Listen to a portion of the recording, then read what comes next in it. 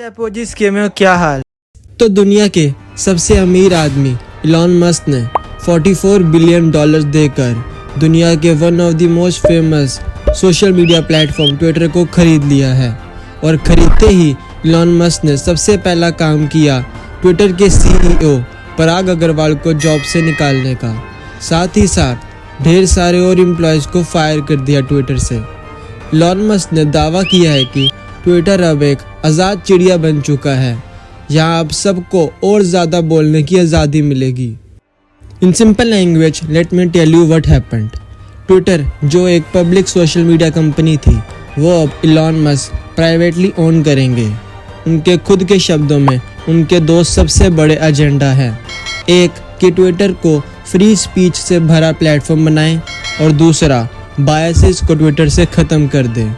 सुनकर आपको भी यही लगेगा कि इलॉन मस्क को बड़ा प्यार है ट्विटर से, बट ये बात कुछ हद तक सच हो सकती है और कुछ हद तक नहीं भी। क्योंकि क्या आप जानते हैं कि ट्विटर ने कोर्ट केस किया था इलॉन मस्क के खिलाफ और कहीं ना कहीं इलॉन मस्क को मजबूरी में ट्विटर को खरीदना पड़ा। तो इसके पीछे की कहानी बहुत इंटरेस्टिंग है। तो आइए जानते हैं इस वीडियो में और देखते हैं कि क्या फ्यूचर रहेगा ट्विटर का। बट वैसे वाई ट्विटर? इलॉन मस्क ने टेस्ला और स्पेसएक्स जैसी कंपनीज के साथ साथ और ट्विटर को क्यों खरीदा? तो ट्विटर ना ही सबसे ज़्यादा पैसा कमाने वाला प्लेटफॉर्म है और ना ही सबसे ज़्यादा यूज़र्स वाला। पिछले साल ट्विटर ने सिर्फ $5 बिलियन का रेवेन्यू किया था और सिर्फ 217 मिलियन डेली यूज़र्स ट्विटर पर थे। ये नंबर बड़ा ज़रूर है, लेकिन दूसरे सोशल मीडिया प्लेटफॉर्म को देखिए। फेसबुक ने पिछले साल $117 बिलियन कमाए, यूट्यूब ने $28 बिलियन और अमेज़ॉन ने तो $30 बिलियन कमाए सिर्फ एक साल में। तो देखते हैं फिर इलॉन मस्क ने ट्विटर ही क्यों लिया फिर। तो ये कहानी स्टार्ट होती है 4 अप्रैल 2022 को, जब दुनिया को पता चलता है कि एक्चुअली में इलॉन मस्क का एक बहुत बड़ा स्टेक है ट्विटर में। एज इन वो 9.2 स्टेक खरीद चुके हैं ट्विटर के, जो कि उनको ऑलरेडी लार्जेस्ट शेयर होल्डर बनाता है कंपनी का। और 5 अप्रैल को बाकी बोर्ड मेंबर्स ट्विटर के इलॉन मस्क को एक सीट ऑफर करते हैं बोर्ड पे, जो कि इलॉन एक्सेप्ट कर लेते हैं। बट 9 अप्रैल को सिर्फ 4 दिन बाद इलॉन मस्क फिर एक ट्वीट करते हैं जिसमें वो लिखते हैं इस ट्विटर डाइंग। और इस ट्वीट को पढ़कर पराग अग्रवाल इलॉन मस्क को मैसेज करते हैं कि हमने तुम्हें बोर्ड मेंबर की सीट ऑफर करी है और तुम ट्विटर के खिलाफ ही बोले जा रहे हो।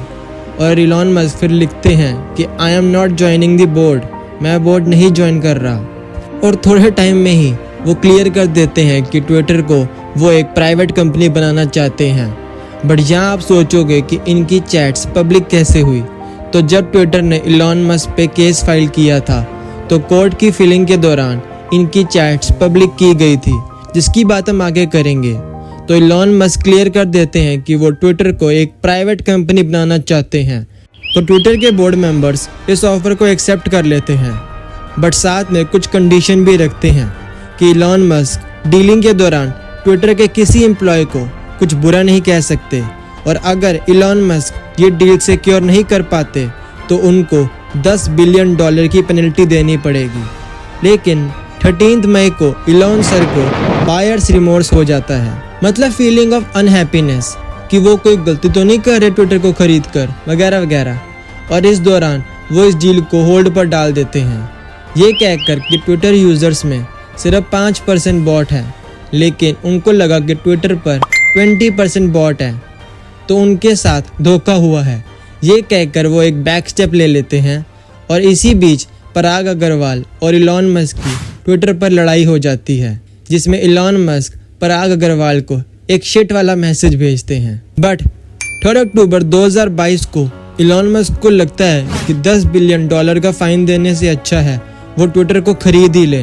क्योंकि इलॉन मस्क ने देखा कि कैसे ट्विटर ने पिछले कुछ दिनों में डोनाल्ड ट्रंप का अकाउंट ट्विटर से बैन ही कर दिया।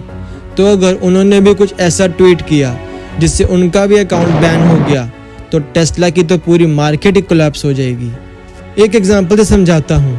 तो हुंडई की एक गाड़ी बेचने के पीछे एडवर्टाइजिंग कॉस्ट है 1.5 लाख रुपीस और टेस्ला को एक गाड़ी बेचने में कितना एडवर्टाइजिंग कॉस्ट है जानते हैं?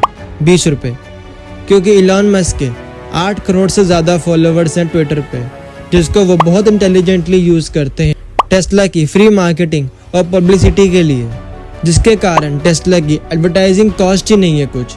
तो इलॉन अपनी डिस्ट्रीब्यूशन, मार्केटिंग, अपना अकाउंट कंट्रोल और सेफ रखने के लिए ट्विटर को कंट्रोल करना चाहते थे, जो कि उन्होंने कर भी लिया। तो अब होने वाला ये है कि ट्विटर जो एक पब्लिक कंपनी थी वो एक प्राइवेट बन जाएगी, और जो ट्विटर के शेयर्स स्टॉक मार्केट में लिस्टेड हैं वो डिलिस्ट हो जाएंगे, और कंट्रोल पूरी तरह इलॉन मस्क के हाथ में होगा। तो ये तो कंफर्म है कि आने वाले टाइम में ट्विटर एक इंटरेस्टिंग प्लेटफॉर्म होने वाला है। Let me know in the comment below कि आप क्या सोचते हो इस बारे में।